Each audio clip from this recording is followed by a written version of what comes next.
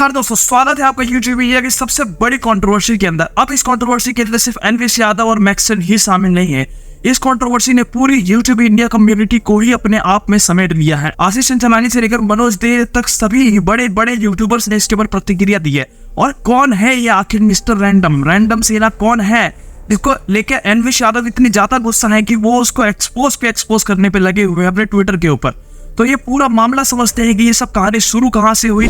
तो इस पूरी कंट्रोवर्सी की शुरुआत होती है आज से 6 महीने पहले, जब बिग बॉस के अंदर एनवीएस यादव गए थे और अभिषेक मल्हान यानी कि फुकरा इंसान भी गए थे। तो फुकरा इंसान से उसकी जान पहचान अच्छी थी। शुरुआत में तो वो दोनों को ही सपोर्ट कर रहा था, बट जब एंड में बात आई कि किसी एक को सपोर्ट करना है तो ही चूजेस फुकरा इंसान।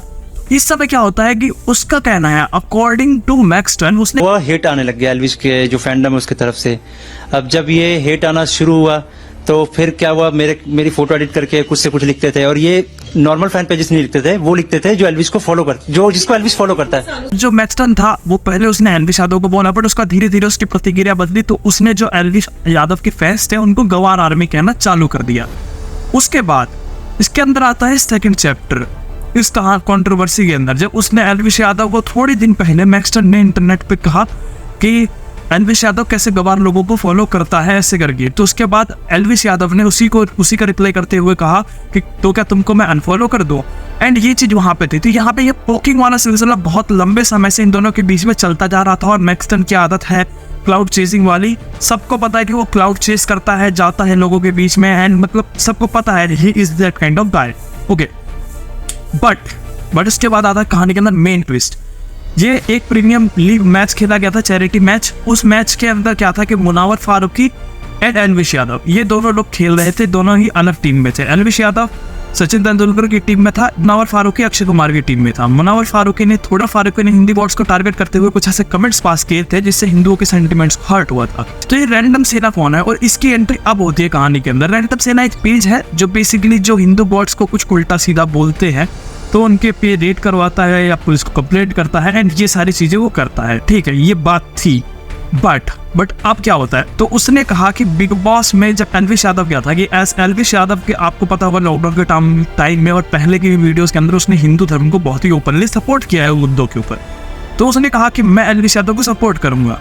एंड वहां पे उसकी इस सपोर्ट के बाद कहाँ बात आती है, उसने वहां पे सपोर्ट किया, बट उसने बोला कि मुनावर फारूकी गलत है क्योंकि उसने हमारे गॉड्स का मजाक उड़ाया है, तो आप उसके साथ हग नहीं कर सकते।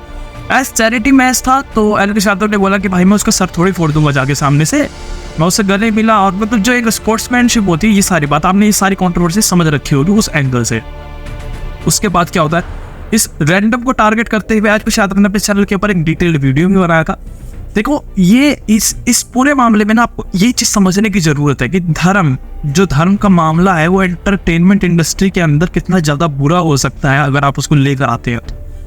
लाइक पॉलिटिक्स के अंदर धर्म बहुत समय से चलता है। लोग ना अपने छोटे से चंद व्यूज के लिए धर्म का इस्तेमाल करने लग जाते हैं। उनको ये पता नहीं होता कि इसके रिपरकशंस कितने ज्यादा बड़े और भयावह भी हो सकते हैं। यहाँ पे क्या होता है कि रैंडम कहता है कि आपको मुनावर फारूकी को हक नहीं करना चाहिए था इस प्रीमियम लीग के दौरान। वो बोलता है कि भाई तू कौन होता है मुझे बताने वाला, ऐसा एल्विश यादव ने कहा। एंड इसके बाद ये सारी कंट्रोवर्सी हुई, जो बैक एंड फोर्थ वाली चीजें चलती रही।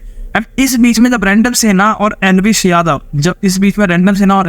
की ये बहस चल ही रही थी कि मैक्सटन एक ट्वीट करता है जिसमें एल्विश यादव जो थे वो गाड़ी से जा रहे थे, एंड जाते हुए उन्होंने बोला था कि हर इंसान दोगला होता है। और उसके ऊपर उन्होंने जो हग कर रहा था मुनावर फारूकी को, वो वाला फोटो उसके अंदर उन्होंने लगा रखा था। अब क्या होता है, जब उन्होंने ये करा तो उसके बाद एल्विश यादव उसको कोट करते हुए कहते हैं ट्वीट पे, भाई तुझे बता दो तो दिल्ली के अंदर ही रहता है। तो वो कहता है कि हाँ ठीक है। फिर उनकी डीएम पे बात होती है, वो उसको बोलते हैं कि गुड़गांव आ जाओ, यहाँ पे एड्रेस देते हैं घर का। अब यहाँ पे दो पक्ष हैं जो हमारे सामने सुनने के लिए। सबसे पहला पक्ष है मैक्सन का, जो सेकंड पक्ष है एल्विश यादव का। दोनों ने क्या कहा मैं दोनों चीज आपको समझाता हूँ। एंड बीच में ये रैंडम सेना वाली कंट्रोवर्सी कैसे इन दोनों को साइड करके मैक्सटन पे और बड़ी हो गई, ये सारी चीजें मैं आपको बताऊंगा इस वीडियो के अंदर, समझिए। तो मैक्सटन कहता है कि मैक्सटन जब घर से निकला तो उसके बाद वो मैं अपने ट्विटर पे डाल रहा था कि I am 40 minutes away and all those things, वो करता जा रहा था। उसके बाद क्या हुआ, उस कंट्रोवर्सी के अंदर और आगे जैसे ही वो आगे बढ़ता जा रहा था तो उसने कहा कि वो किसी के घर का एड्रेस था और मैं नहीं चाहता था कि किसी के घर पे जाऊं। एंड इसके ऊपर एल्विश यादव कहते हैं कि मैंने उसे बोला था भाई तू घर पे आता, घर पे हमारे घर पे अतिथि देवो भव होता है, यानी कि अतिथि भगवान की तरह होता है, तो मैं तुझे मारूंगा थोड़ी ना घर के ऊपर। बट उन्होंने बोला नहीं, तो वो कहते हैं कि मैंने उसको बुलाया, आजा मैं तेरे घर से 10 मिनट दूर हूँ। वो वहाँ पर आया और ऐसा, और उसके बाद फिर वहाँ पे जो भी कुछ हुआ वो पूरी वीडियो आप लोगों ने देख रखी होगी। देखो मैं पर्सनली ये मार पिटाई वाला जो सिस्टम है इन सबको सपोर्ट नहीं करता, जो हुआ वो गलत था, but I am not supporting even Elvish Yadav, but Elvish Yadav का पक्ष सुनना भी जरूरी है। एलविश यादव ने कहा कि एलविश यादव ने बोला कि सबसे पहले तो उसने वहां पे पूरी सारी चीजें प्लान कर रखी थी, उसने माइक लगा रखा था, कैमरा लगा रखा था, सारी चीजें प्लान थी। एंड उसने मुझे कॉल के ऊपर पोक किया, उसने मुझे कॉल के ऊपर पोक किया कि मैं तेरी माँ बहन और घर वालों को जला दूंगा, ऐसा कहा था एलविश यादव ने खुद अपनी वीडियो के अंदर, जो उन्होंने आज अपने ट्विटर हैंडल में पोस्ट करी। एंड उसके बाद फिर ये सारा रिप्लाई देकर उन्होंने बताया कि वो मुझे बार बार पोक कर रहा था, ये सारी चीजें थी। एंड ये सब बात उन्होंने बताई जो मैंने आपको वेतन बताई है, ये सब उन्होंने भी। जबकि मैक्सटन ने कहा कि मैंने उसे कुछ पोक नहीं किया, मतलब एक बहुत ही जनरल सा ट्रोल था जो वो झेल नहीं पाए, और उसके बाद ये बात इतनी ज्यादा बढ़ गई। तो इन सारे पोक वाले सिस्टम के बाद जब मैक्सटन अपने घर गया था, उसने स्टार्टिंग में तो बोला कि मुझे बस इतना लगा कि मेरे होठ पे चोट लगी है, बट बाद में क्या होता है कि वो कहता है कि जब मैं घर गया तो मुझे पता चला कि मेरे बदन में हर जगह दर्द हो रहा है, मुझे ज्यादा चोट लगी। फिर वो हॉस्पिटल गया, हॉस्पिटल में उसको डॉक्टर्स ने इलाज करने से मना कर दिया, उसे बोला कि पहले आपको FIR करवानी पड़ेगी। FIR करवाई, FIR करवाने के बाद वो वहाँ पे डॉक्टर्स के पास गया। फिर उसके बाद उसने ये आरोप लगाया कि पुलिस प्रशासन अच्छे से काम नहीं कर रहा है, उसके ऊपर अटेम्प्ट टू मर्डर वाली धाराएं लगनी चाहिए। जिसका जवाब देते हुए एलविश यादव ने कहा अपनी वीडियो के अंदर कि अटेम्प्ट टू मर्डर वाला केस नहीं लग सकता क्योंकि मेरे हाथ में कोई भी हथियार नहीं था। बट उसके बाद मैंने उससे बात करने की दोबारा कोशिश करी, मुझे बाद में रियलाइज हुआ कि मैंने उसे ज्यादा मार दिया या मुझसे ज्यादा गलती हो गई, कि मुझे ऐसा नहीं करना चाहिए था। मैंने उससे माफी मांगने की कोशिश की, कॉल करी कि भाई आजा बात कर लेते हैं बैठ के, बट ऐसा कुछ नहीं हुआ उसके बाद। और ये मामला फिर सारे वीडियोज अगले दिन सोशल मीडिया पर आने लगे और ये कंट्रोवर्सी धीरे धीरे बढ़ती गई। अब ये रैंडम सेना वाला बंदा जिसने अभी तक अपना फेस रिवील नहीं किया था, ये एलविश यादव को लगातार बोले जा रहा था, पोक किए जा रहा था, गुंडा बाकी सारी चीजें कमेंट्स पास किए जा रहा था। अब क्या होता है, आज दोपहर में रैंडम सेना का जो एडमिन है जो अपना फेस छुपा के बैठे होते हैं, उसने अभी तक अपना फेस रिवील नहीं किया था, तो क्या होता है कि इस समय एलविश यादव जो है अब डायरेक्टली मैक्सन को रिप्लाई देने के बाद इसको टारगेट करना चालू कर देते हैं। एंड वो इसके जो पुराने ट्वीट्स हैं कुछ, जिसके अंदर इसने कुछ गालियां दी थी, कुछ जाति सूचक शब्दों का प्रयोग किया था, एंड बहुत सारी चीजें जो है वो अपने ट्विटर के ऊपर एक्सपोज करते हैं, लगातार बताते हैं कि इसने कैसे लड़कियों के लिए आपत्तिजनक शब्दों का प्रयोग किया, और बहुत सारी बातें सामने आती हैं। और जो भी बातें सामने आई थी, जो वर्ड्स ये यूज कर रहा था, मतलब मेरे को तो किसी भी प्रकार से अच्छे नहीं लगी। सबसे सैडेस्ट पार्ट मुझे ये लगा कि यार ये सभी लोग, जितने भी लोग हैं, ये सब धर्म का इस्तेमाल करते हैं, धर्म के ठेकेदार बनते हैं, एंड उसके ऊपर धर्म के नाम पे इतने ज्यादा फॉलोअर्स यूज कर लेते हैं।